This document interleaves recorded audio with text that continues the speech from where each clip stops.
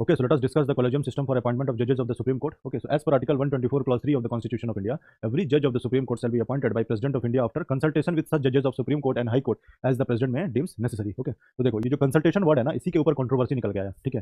तो there are two words, consultation and concurrence. So let us understand this. देखो consultation में क्या होता है, exchange of views. यहाँ पे binding नहीं है, लेकिन concurrence में क्या है, जो advice है या वो view point है, ठीक है, या recommendation है, वो आपको binding है, मतलब मानना ही मानना है, ठीक है. तो देखो फर्स्ट जजेस केस में क्या बोला गया, consultation is not equal to concurrence. इसका मतलब जो एडवाइस सीजीआई दे रहा है प्रेसिडेंट को for the appointment of the जजेस is not binding on the president, ठीक है. मतलब रिकमेंडेशन दिया सीजीआई ने, लेकिन प्रेसिडेंट को बाइंडिंग नहीं है ना. प्रेसिडेंट मान भी सकता है, नहीं भी मान सकता है. लेकिन सेकंड जजेस केस 1993 में क्या बोला गया, consultation is equal to concurrence. समझ में आ रहा है. तो सीजीआई जो रिकमेंडेशन दे रहा है प्रेसिडेंट को is binding on the president. समझ में आ रहा है. और सीजीआई जो एडवाइस देगा प्रेसिडेंट को after consultation with two senior most जजेस, ठीक है.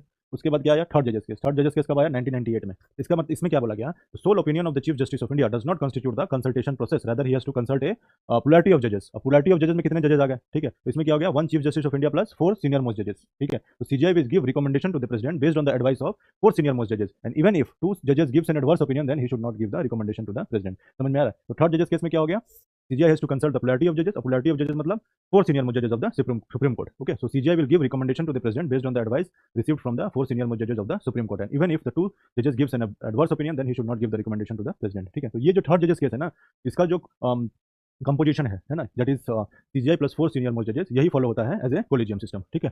तो उसके बाद क्या आया, फोर्थ जजेस केस आया. फोर्थ जजेस केस कब आया, 2015 में. इसमें क्या हुआ, इन दिस फोर्थ जजेस case 2015 the 99th Constitutional Amendment Act 2040 and NJSC Act 2014 both were declared unconstitutional and void by the Supreme Court because it was affecting the independence of judiciary, which is the part of basic structure. ठीक है. Fourth जजेस case को समझने के लिए let us understand the composition of the NJSC, ठीक है, National Judicial Appointment Commission, ठीक है. इसमें कौन था, first chief justice of India, two senior most जजेस, law minister and two eminent person appointed by the committee CGI PM and leader of opposition. Okay, leader of opposition of the Lok Sabha. तो ये जो composition है ना, they will decide how the judges will be appointed, ठीक है. तो इसमें जो एक ये law minister है ना, this is the part of executive. So based on this judgment, the Supreme Court observed that this presence of law minister is affecting the independence of judiciary, okay, which is the part of basic structure of the Indian Constitution and cannot be tampered by using the amending power of the Parliament under Article 368. That's why this 99th Constitutional Amendment Act 2014 and NJSC Act 2014 was declared unconstitutional and void by the Honorable Supreme Court of India.